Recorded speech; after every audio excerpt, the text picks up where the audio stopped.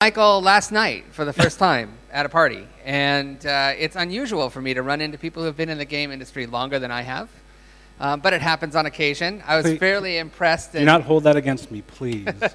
I was in awe of your background. Michael is the CEO of Gleps International, and I'm going to turn it over to him to talk about sustainable economies in the digital distribution age of game content. So Michael, take it away. Thank you, David. Well, good morning, everyone. I wanted to start this off since it's an interactive event to take a picture of the group, and then I'm going to post this thing to Twitter. This is what they're doing in concert these days, but I thought we'd have some fun. Cool. You guys are now famous.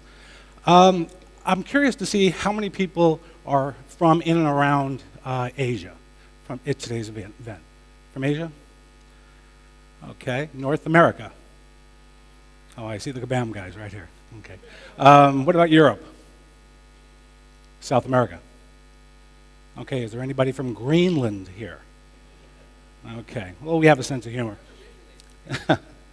So my name is Michael Pohl. I'm the CEO of Gleps International. We are based in San Francisco, California, and I'm going to walk you through a few slides and then take some questions. How many of you know who and what Gleps is? Oh my, okay, we've got to do better PR. So basically, Gleps is a development company based in Akasaka, Japan. We also have offices in Ho Chi Minh City and San Francisco. Gleps is the #1 third-party publisher on the mobile game platform in Japan. We were acquired by Nexon in September of 2012, and we operate 20 mobile applications across the globe. We also have approximately 18 million monthly active users. So the reason we're here is this industry is growing, and it's growing fast. $1.9 billion to $3.2 billion today, with a target growth of about $10 billion by the end of 2013. This historic change in the way we operate and play games is a result of digital goods.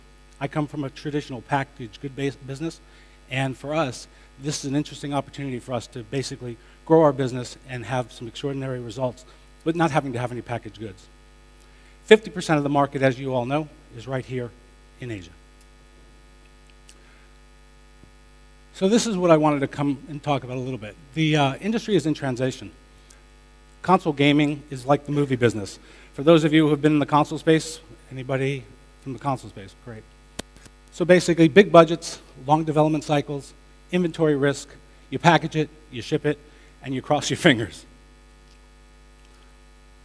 Today's business is very different. The analogy I like to use is mobile games is very much like television, where there are smaller budgets, shorter development cycles, lower risk, you launch it, you listen intently to your customers, you make adjustments, and you feed new users content and services. So the most important thing about our business and what developers like yourselves need to understand is retention is key. Without retention, there's actually no long-term tail on your games.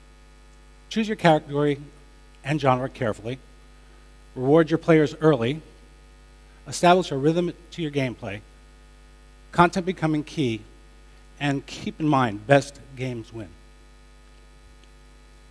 Talking about the types of games and user retention, you must know your customers, men and women, young and old, casual and hardcore. Understand the play patterns of these users. Women are more loyal, and us men prefer action. Listen to and invest in your customer, and the customers will reward you. A little about user patterns. As the folks from Facebook pointed to, the time spent on iOS and Android is significantly all about games. The social elements are key to retention. Leaderboards keep us engaged. Viral elements are vital. And what is the share moment about your application? Organic users represent 85% of the users in the successful apps. Have some water. I'm having a Rubio moment. I think it's right there. Thank you.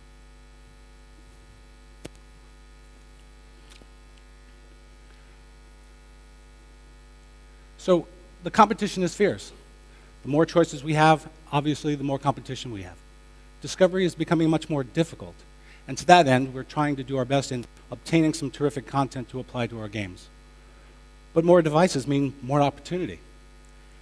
And the most important is to keep those players engaged from the day they start until the day they finish. You want to act locally and think globally. 50% of our market is right here in Asia. A lot of the time, especially at Gloops, we were bringing a lot of our card battle games to the United States without taking into consideration the types of games that our users in North America were looking for. Some of the games have actually done really well, but for the most part, you have to build games that are targeted at a specific territory. Again, more about the competition being fierce. Users are getting smarter.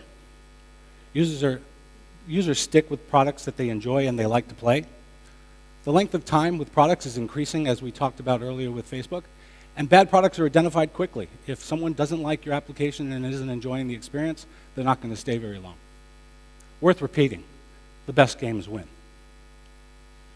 So something we use to talk about in the office is this PSP. We want our players to play, stay, and pay. User acquisition, obviously, is the play part.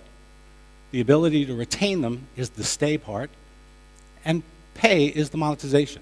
So PSP is what we talk about, and the way our games get actually greenlit within the organization is making sure that each of these areas are very much covered.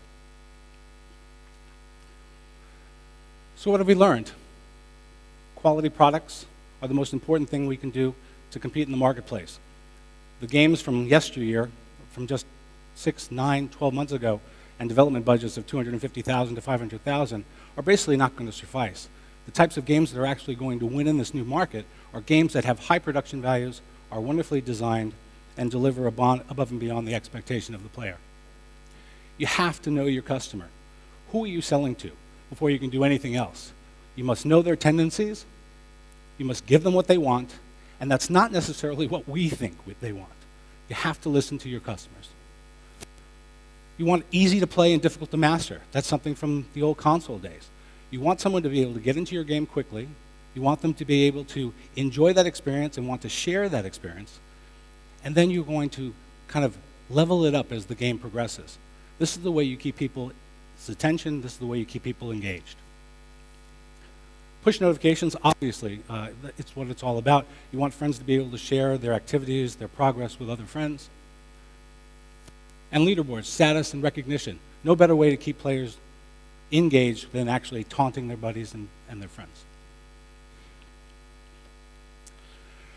Just wanted to give you a quick sample of what we're up to. This is going to be our first launch in North America. It's actually available here in Asia. We're testing the game through a beta test. It's called Epoch Wars. It basically pays homage to all the great Mad Max movies, and we think it's going to be quite successful. It's basically Command and Conquer meets Tower Defense. And that's basically it for me. So I'm open. I'd like to know how many developers are out there today, this development community. Okay. So any questions?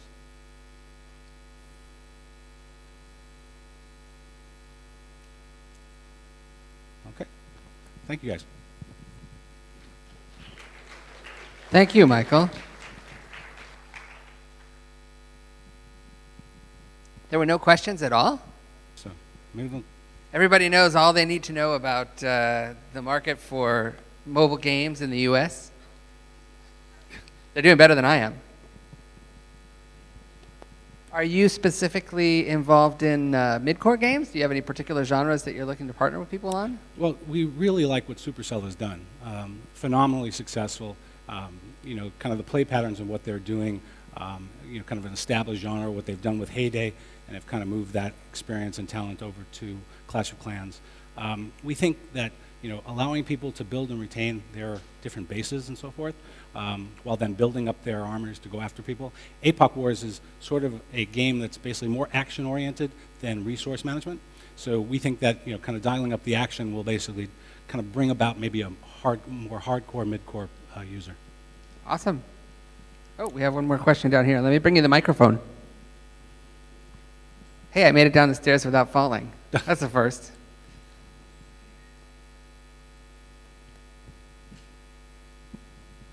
just curious with APOC Wars, have you done any culturalization to bring it to North America? So with Plants vs. Zombies to China, there's a lot of changes graphically and culturally. Have you done the same? Great question. We're developing that game in San Francisco. It's a Unity-based game. And what we're doing now is, now that we've got the game stable and we're feeling good about our KPIs, we're actually having a team in Japan do all the cultural things that we need to do in Asian territory. As most of these developers know and understand here, is that Asia is a huge territory, and there is just an abundance of very talented development teams out here.